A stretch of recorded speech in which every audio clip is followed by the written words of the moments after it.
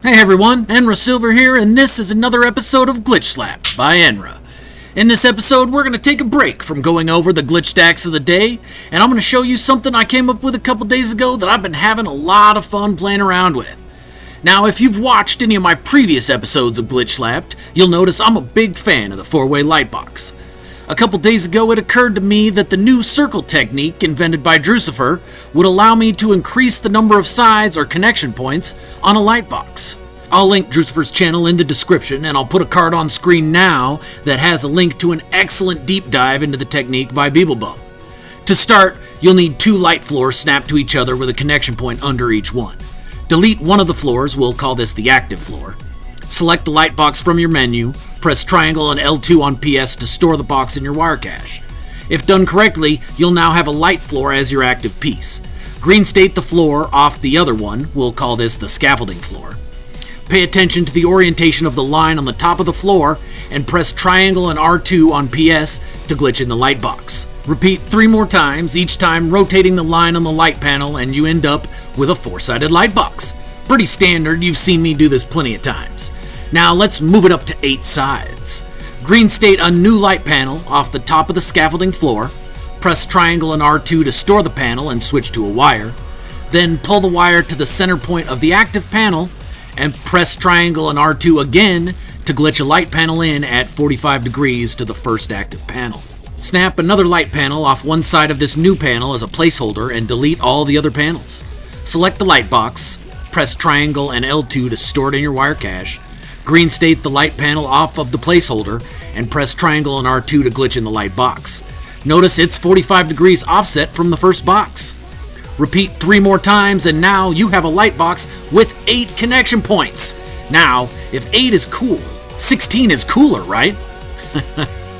Put the original 2 light panels back, delete the scaffolding one, green state a panel at the top of the active panel, press triangle and R2 to store the panel, and switch to a wire. Now drag the wire to the scaffolding point and press triangle and R2 to glitch the panel onto the scaffolding point at a 45 degree angle.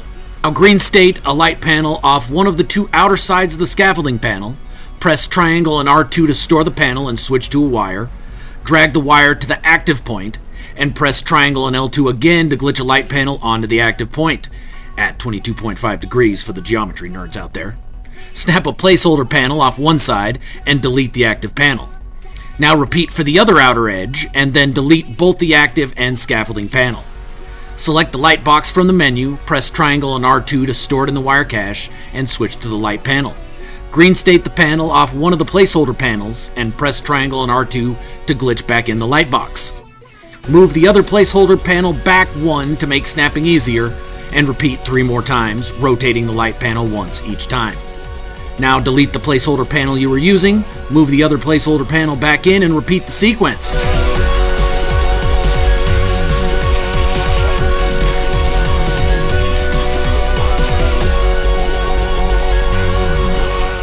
Now you have a light box with 16, that's right, 16 connection points. From here, you can go pretty much anywhere your imagination can take you. Let's look at one possibility before I let you go. Extend each box out 2, so now you have 3 circles of 16 boxes. Pick a spot on the circle, place a 4th light box, green state a 5th and adjacency to a light floor. Snap a small wall onto the outside edge of the light floor, press triangle and R2 to switch to a wire centered on the edge, and attach the wire to the connector of the light floor to anchor it. Now place the short wall on one side of the light panel, delete the panel, and re-green state any small panel.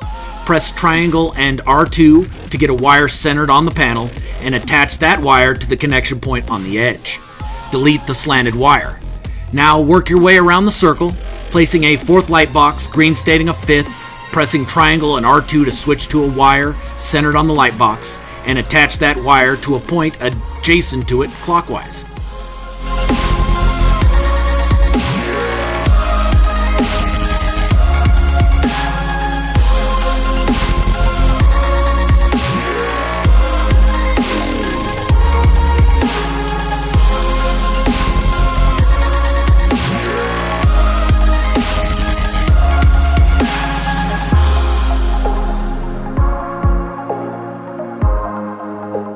Once you've made your way all the way around the circle, select the Titanic trophy from the menu and press triangle and R2 to store it in your wire cache and switch to a wire. Connect the wire to the center point, drag it to a point on the circle and press triangle and R2 again to glitch the trophy onto that point.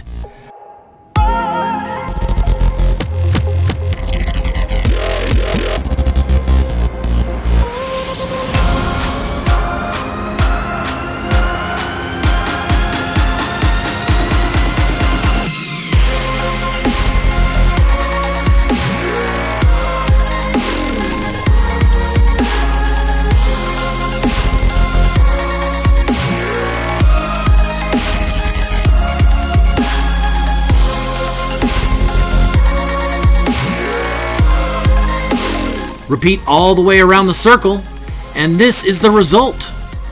This was just one example of what you can do with this, but the possibilities are limitless. If you're watching this video within a couple hours of it going live, I'll be playing around with this technique on my live stream today. Come and check it out. The stream will also be archived for anyone wanting to watch it later. That's going to do it for this episode. Next episode, I'll go back to covering Glitch Stack of the Day tweets. Thanks again for watching, and if you found this video useful or at least entertaining, please like, subscribe, and comment.